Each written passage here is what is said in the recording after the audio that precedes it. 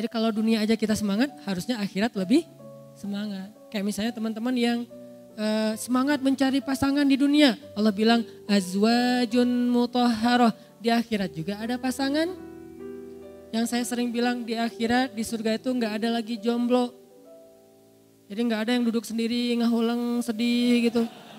Lo kenapa? Gua ditikung. Gak ada tuh. Di akhirat tuh gak ada yang kayak gitu-gituan. Semuanya sudah ridho. Mutmainnah, radiyatan, mardiyah. Dalam keadaan ridho dan diridhoi oleh Allah Subhanahu wa taala. Pasangannya siapa? Yang kita sebut bidadari itu istilah bahasa Indonesia kan? Bahasa Arabnya apa? Azwaj, pasangan bukan bidadari. Siapa azwaj? Itu tuh yang di atas-atas tuh.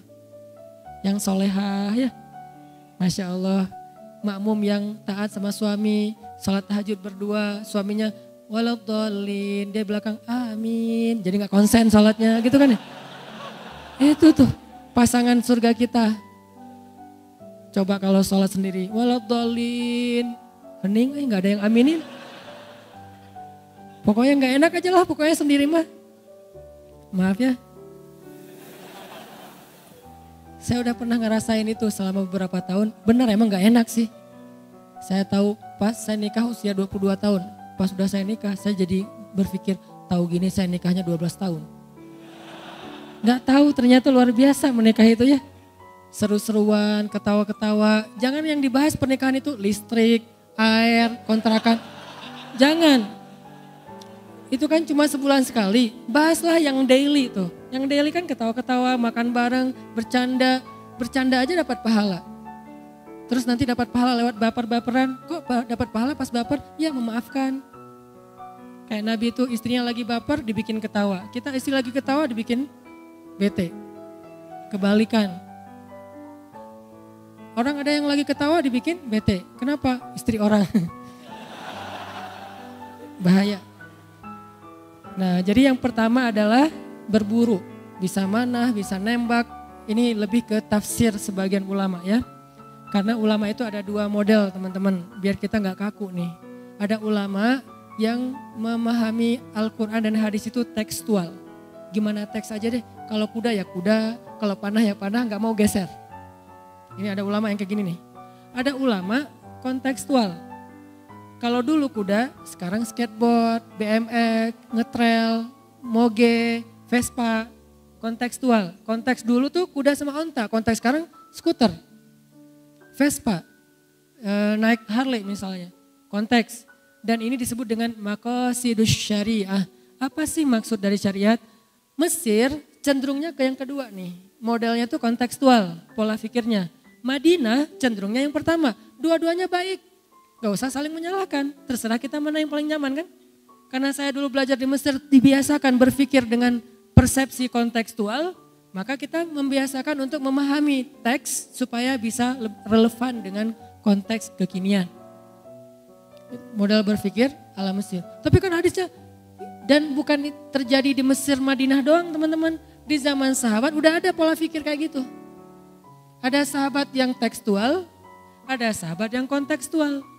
Kayak pas Nabi bilang habis perang perang Khandak, Nabi bilang ayo kita kepung benteng Bani Quraidah.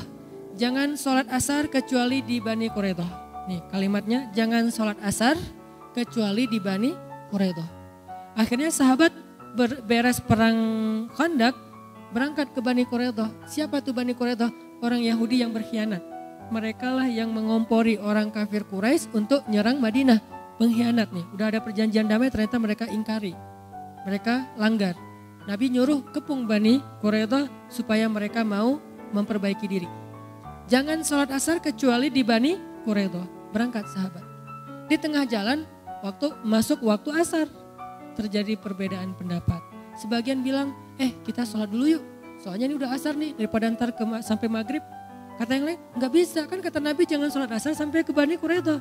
Kata yang pertama, nggak gitu maksud Nabi. Maksud Nabi buruan berangkat, mudah-mudahan keburu asar di sana. Tapi kalau nggak keburu ya udah asar aja dulu. Kata yang kedua, nggak gitu. Pokoknya gimana teks aja. Terjadilah perbedaan pendapat sahabat. Sebagian sholat asar dulu baru lanjut perjalanan, sebagian langsung lanjut perjalanan. Pokoknya meeting pointnya di Bani Quraidah aja. Dari sana akhirnya terbelahlah pendapat ulama secara umum menjadi dua model berpikir. Satu kontekstual, satu lagi tekstual. Dua-duanya baik dan kita harusnya husnuzon kepada dua-duanya. Kalau kepada yang tekstual, husnuzonnya apa? Mereka tuh hati-hati banget takut salah. Keren kan? Kalau yang kontekstual, husnuzonnya apa? Mereka itu ingin Islam itu selalu relevan dan memberi solusi setiap zaman. Itu juga baik. Sehingga gak ada di antara sesama muslim saling menyalahkan. Karena dua-duanya berawal dari konsep berpikirnya para sahabat. Termasuk yang tadi. Kalau yang tadi istilahnya memanah, menurut ulama tekstual, ya udah memanah aja. Sehingga kita sampai sekarang belajar mana, walaupun zamannya mungkin memanah udah jarang kepake ya, lebih banyak kepake senjata api. Bagi ulama kontekstual bukan memanah, manah boleh, pakai senjata api boleh, belajarnya pakai paintball dulu, airsoft kan juga boleh, kontekstual, dua-duanya boleh. Saya cenderung kepada yang kedua, kontekstual. Tapi saya respect sama yang pertama. Tapi menurut saya yang kedua lebih tepat. Yang pertama mungkin dengan pemahaman yang berbeda. Ini maksudnya. Terus yang kedua kata Nabi, main-main tapi berpahala apa? Walaupun gak ada zikrullah tadi, melatih kuda. Bagi ulama tekstual, kuda ya udah kuda aja, jangan ditafsir-tafsirin. Bagi ulama kontekstual, dulu kuda dan onta sekarang menjadi kendaraan. Bisa mobil, bisa motor, bisa trail, bisa Vespa, bahkan bisa BMX dengan niatnya untuk kebaikan. Bayangin kita main BMX misalnya untuk supaya selalu fit, olahraga, badannya kebentuk. Itu kan kebaikan kan?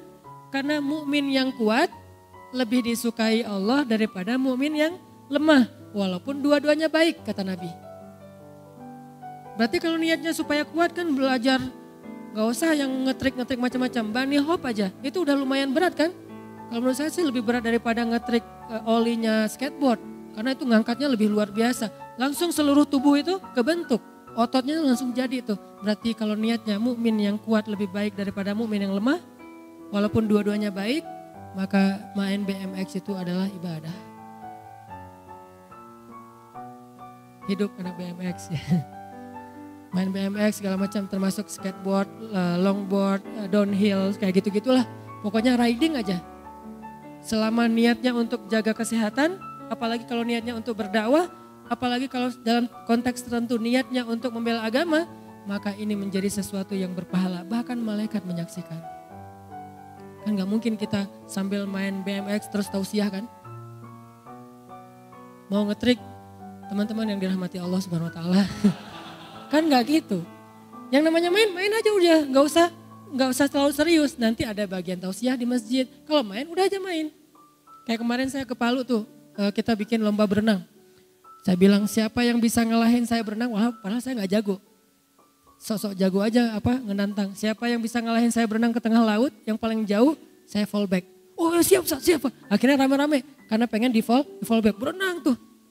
Gayanya apa Ustaz? Bebas. Berenang. Itu benar-benar jauh sampai airnya gelap loh. Dan saya tuh dalam hati saya cuma apa? Pokoknya saya gak mau following. Itu doang yang saya pikirin. Jadi motivasi saya gak mau fallback.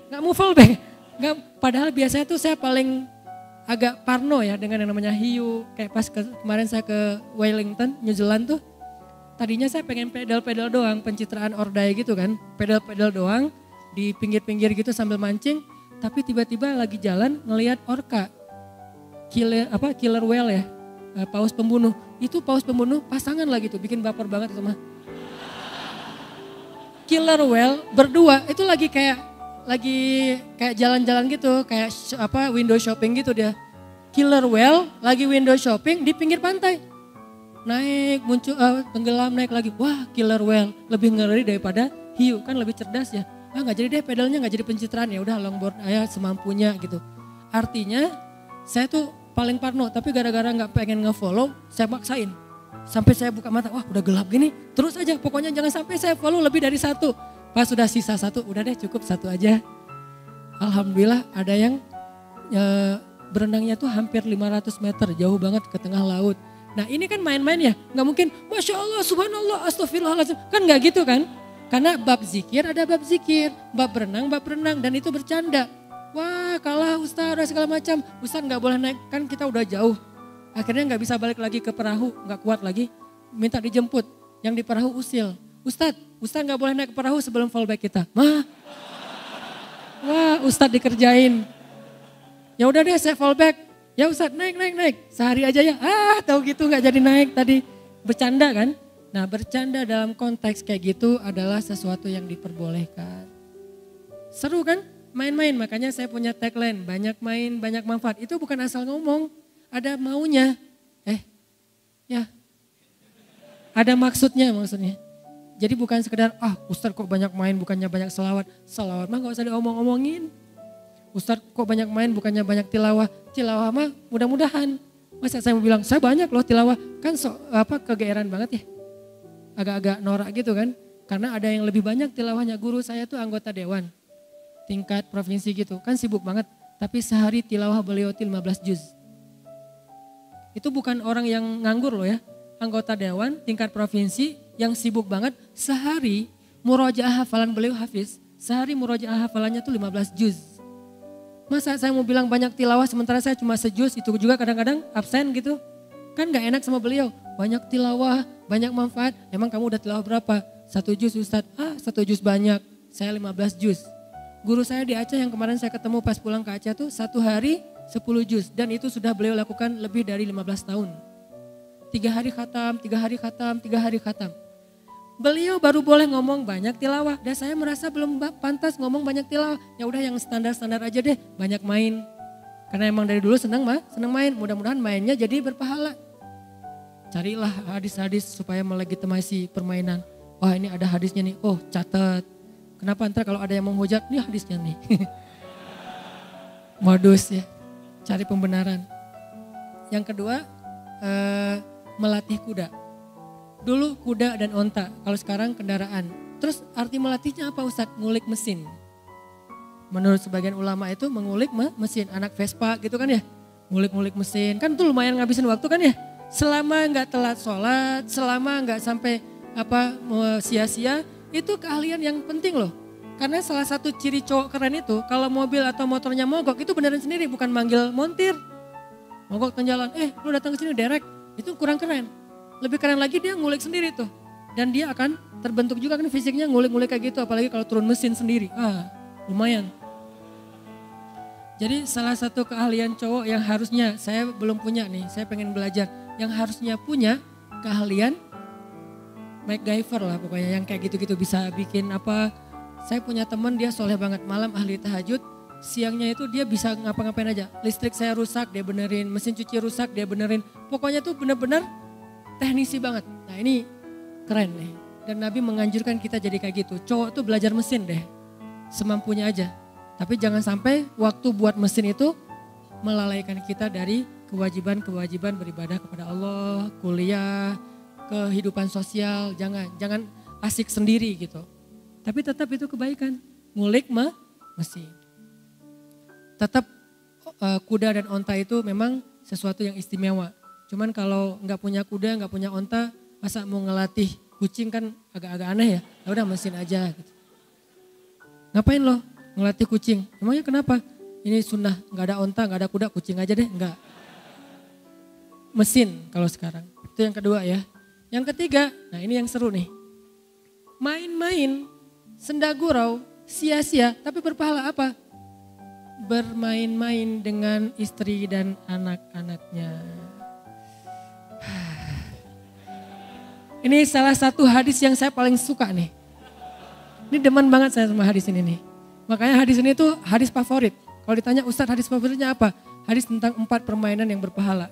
Terutama nomor 3, main-main sama istri dan anak. Boleh gitu Ustadz? Boleh banget lah. Orang Nabi itu suka main-main sama istrinya. Nih contoh-contoh Nabi main sama istrinya ya. Salah satunya Nabi lagi pulang dari satu perjalanan dakwah gitu atau jihad. Terus di rumah Aisyah lagi main kayak boneka-bonekaan. Jadi dalam Islam patung, boneka boleh kalau hanya sebagai alat untuk main-main.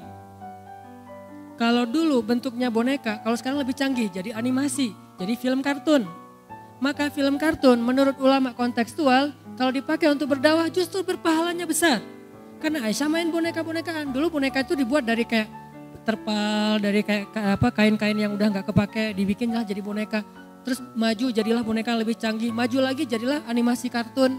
Maka seorang muslim yang pintar animator, yang pintar ngelukis, yang jago dengan hal kayak gini-ginian, harusnya potensi dia itu dipakai untuk kebaikan. Bikin film-film yang mungkin kalau di Malaysia itu ada Ipin Upin, memperkenalkan culture kemelayuannya, kita memperkenalkan keislaman dengan bahasa-bahasa dengan adegan-adegan yang keren. Orang Hollywood aja bikin kartun yang kadang-kadang mulai mengarahkan kita kepada moralitas ke barat-baratan kan, harusnya muslim bisa bikin lebih dari itu. Wah, nggak boleh melukis. Kalau konteksnya adalah untuk anak kecil, melukis atau boneka yang disebut patung, mau ukurannya besar atau kecil yang namanya mainan, boleh. Yang nggak boleh patung sembahan. Kalau disembah nggak boleh.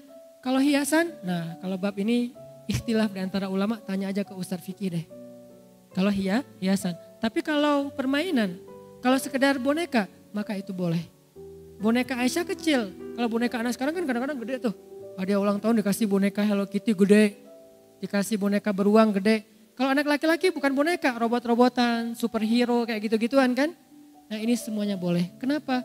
Karena Nabi pernah pulang dari satu perjalanan, ngelihat Aisyah lagi main boneka-bonekaan. Waktu itu Aisyah masih kecil gitu kan, baru lulus SD. 12 tahun kan baru lulus SD ya. Baru lulus SD, Nabi datang. Nabi itu capek loh, baru pulang perjalanan. Tapi Nabi itu orangnya asik. Bukan, Aisyah gua capek, siapin air hangat. Gak gitu Nabi ke istrinya. Kita kan baru pulang, kita panggil, kamu, siapa? Kamu, gua siapin air hangat. Emang saya siapa kamu? Teman kos. Enggak. Jangan nyuruh teman kos siapin air hangat, bahaya. Kalau belum ada istri siapin aja sendiri. Nah kalau udah ada istri kadang-kadang pas kita datang istri lagi kayak ngapain di rumah, lagi santai, lagi chat sama temennya. Selama itu sesuatu yang positif ya, teman cewek atau ada gengnya, geng sekolah dulu yang cewek semua isinya. Lagi santai nonton film apa gitu selama nggak berlebihan, biarin aja dia kayak gitu. Kalau perlu nemenin, mah film apa sih kok seru banget, ini apa filmnya baper banget loh, drakor. Nggak tahu kalau drakor ya. Yang jelas nonton santai, biarin aja kasihan. Jangan, mah kan Khadijah itu nggak pernah nonton. Aisyah pernah kata dia, ternyata dia lebih pintar. Oh iya ya, udah lanjutin. Kan jadi garing gitu kan ya, makanya jangan menjudge istri dulu kalau kurang hadis, kurang dalil. Karena ibu-ibu itu lebih rajin taklim daripada bapak-bapak. Kita pakai dalil 1, dia pakai dalil 10. Jadi Nabi baru datang, Aisyah lagi main-main kayak gitu. Lihat Nabi itu orang yang asik. Langsung Nabi duduk bersama Aisyah nanya, Aisyah ini lagi ngapain? Ini lagi main, ini Sulaiman, ini iblis, kemudian ini siapa? Ini Daud, ini Goliat. Oh gitu, ya udah saya jadi gini, perang gitu sama Aisyah. Terus kayak anak sekarang tuh kayak Barbie-Barbian, main masak-masakan, princess-princessan gitu kan. Aisyah melakukan itu. Dan Nabi duduk bersama Aisyah, meladeni Aisyah main, sehingga Aisyah udah beres, baru Nabi mulai melakukan kegiatan-kegiatan yang serius di rumahnya. Mungkin cuci piring atau apa. Gak ada Nabi datang-datang marah-marah ke istrinya, kamu nih rumah belum beres, suami pulang masa belum disiapin apa-apa. Kan suami itu udah capek berjihad dan segala macam. Enggak, justru kita yang pakai dalil itu, Nabi aja gak pernah pakai dalil itu. Ini menunjukkan bahwa main dengan pasangan itu sesuatu yang luar biasa. 1, Nabi main sama Aisyah. Yang mana lagi yang Nabi main sama Aisyah yang lain? Nabi itu pernah treadmill sama Aisyah. Treadmill Ustaz? Ya. Cuman treadmill enggak pakai alat treadmill, lari di padang pasir. Kapan? 2 kali lagi tuh. 2 kali bukan berarti Ustaz Dek atau yang yuk kita treadmill. Kan udah 2 kali Kang. Oh iya ya, sunnahnya cuma 2 kali, gak boleh lebih. Gak gitu maksud Nabi. Kalau Nabi 2 kali bukan berarti kita cuma boleh treadmill seumur hidup 2 kali. Kan Nabi treadmill seumur hidup cuma 2 kali. Bukan angkanya bahwa Nabi melakukan berulang-ulang. Kapan Nabi treadmill? Nih hebatnya Nabi. Treadmillnya lagi jihad. Bukan lagi normal di rumah. Itulah kenapa saya kalau dakwah keluar kota selalu menyisakan 1 hari buat main aja. Saya gak mau cuma ceramah aja. Kalau dengan ada panitia, Ustadz ke misalnya kayak kemarin misalnya ke Medan atau ke Aceh atau ke Palu atau kemana lah ya. Ustadz ke Jepang misalnya. Oh boleh, gimana itinerary-nya? ceramah. Boleh nggak satu hari saya pengen main kayak main di salju gitu, skate gitu lah, nggak ngerti saya istilahnya. Oh boleh Ustaz, tapi itu seharian, nggak apa-apa kan udah 3 hari ceramah. Ustaz ini aneh ya, yang lain mah ceramah, sholat, istirahat. Ini mah main. Kenapa? Nabi juga pulang jihad main. Itu konteksnya jihad kan? Nabi pulang dalam sebuah perjalanan jihad, terus berhenti di rest area 97 gitu. Berhenti di rest area gitu. Udah selesai berhenti, Nabi bilang ke sahabat, kalian duluan ya, tinggalkan aku dengan Aisyah. Tinggalkan aku dengan Aisyah, nanti kita nyusul. Ya udah ya Rasul. Sahabat melanjutin perjalanan, akhirnya Nabi bilang Aisyah, lomba lari yuk. Hayu kata Aisyah, lomba lari lah, waktu itu menang Aisyah. Lalu Aisyah komen setelah postingan itu, kata Aisyah, waktu itu saya masih kurus. Dan ini menjadi dalil cewek yang keren versi Aisyah itu kurus. Ukurannya berapa kurus teh? Ukurannya kalau berat mungkin paling maksimal 55 kilo lah. Di atas 55 agak-agak bid'ah sih. Walaupun tergantung tinggi ya, tapi kalau untuk orang Indonesia mah 55 ke bawah itu normal. Jadi cewek di atas 55, nah ini harus belajar lagi. Aisyah itu ternyata kurus dan tinggi.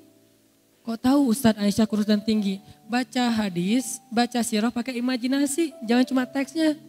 Apa bukti Aisyah tinggi? Ntar saya kasih tahu. Yang jelas kalau dalam hadis ini Aisyah kurus. Aisyah sendiri yang ngomong, waktu itu saya masih kurus. Next trip, pas perjalanan jihad yang lain, Nabi berhenti lagi di di rest area. Terus Nabi nyuruh sahabat, kalian duluan ya, tinggalkan saya sama Aisyah. Ya Rasulullah, pergi aja. Aisyah lomba lari lagi yuk, hayu. Kalah Aisyah, komen lagi, waktu itu saya udah agak sedikit gemuk. Kata Nabi, ini balasan saya untuk yang kemarin. Jadi skor kita sama ya Aisyah, 1-1. Ya kata Aisyah, agak-agak bete gitu ngambek karena Aisyah kalah. Dan itu wajar terjadi di antara Nabi dan istrinya. Berarti Nabi itu menyempatkan main ketika sedang berjihad, bukan berdakwah loh. Lebih ngeri daripada dakwah, serius. Jadi kalau ada orang ngomong kok dakwah tapi ada mainnya apa segala macam, kurang baca sirah, bacalah sirah. Islam itu enggak kaku seperti yang kita bayangin. Yuridullahu bikumul yusra. Tapi jangan dimudah-mudahin. Karena Allah itu udah mudahin kita banget. Tanpa kita mudahin, udah banyak kemudahan. Tanpa kita ringan-ringankan, udah banyak keringanan. Tinggal kita baca aja tuh. Teks agama kita yang sangat lengkap banget, komplit. Buku hadis itu tuh berjilid-jilid. Kenapa banyak jilid? Menunjukkan betapa luasnya Islam. Kalau buku hadis kayak buku tulis doang, berarti Islam itu sempit. Untungnya buku hadis itu sampai puluhan jilid menunjukkan Islam itu luas banget. Itu mainnya Nabi sama Aisyah. Jadi treadmill nih berdua. Dan treadmill berdua itu seru loh. Udah berapa kilo yang? 2 kilo. Wah kita gak mau kalah kan. Minimal kita 2 kali lipat dari istri. Jadi kalau saya treadmill sama istri, dia 3, saya harus 6. Dia 6, saya 6,5. Maksimalnya segitu soalnya gak kuat lagi. Oh terus pulang-pulang yang pijitin dong. Nah romantisme yang lain kan. Ada alasan, ya udah pijat-pijatan, kaki dia ke kaki kita ke kaki dia, pijat. Itu nggak akan dirasain kalau masih sendiri.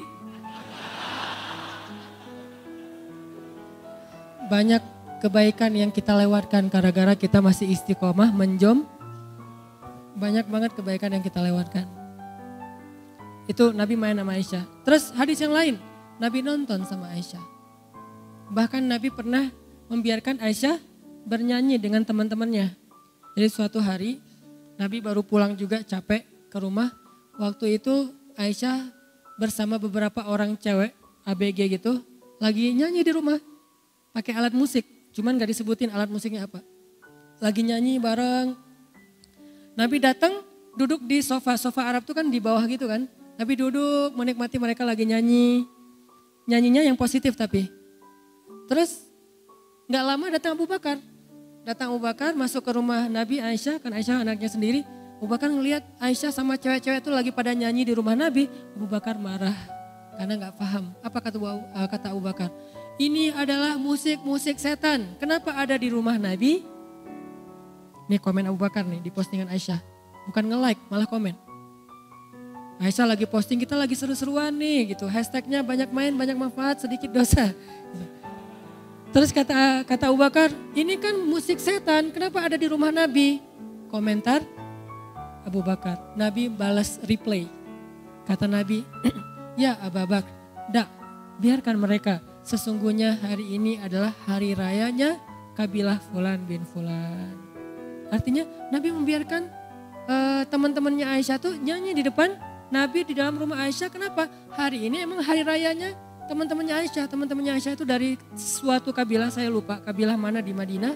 Dan mereka lagi ngerayain hari jadi kabilah mereka dengan cara bersenang-senang. Dan ini menjadi dalil juga bolehnya merayakan hari jadi tertentu selama tidak berlebihan. Ini pemahaman saya ya, ulang tahun. Asal tidak menjadi pesta pora yang berlebihan, selama itu bentuknya masih hiburan yang wajar, apalagi kayak ngundang anak yatim, fakir miskin, ngasih makan, itu boleh, ada hadisnya. Walaupun konteksnya bukan ulang tahun pribadi, ulang tahun kabilah, sama aja kan. 17-an Agustus, hari jadi kota Bandung, hari jadi pribadi, yang jangan hari jadi mantan, berat. Kalau hari jadi sendiri mah gak masalah. Nah ini terjadi di zaman Nabi.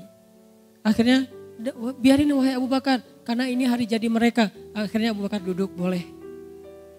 Pernah gak dengar kisah ini? Jarang kan?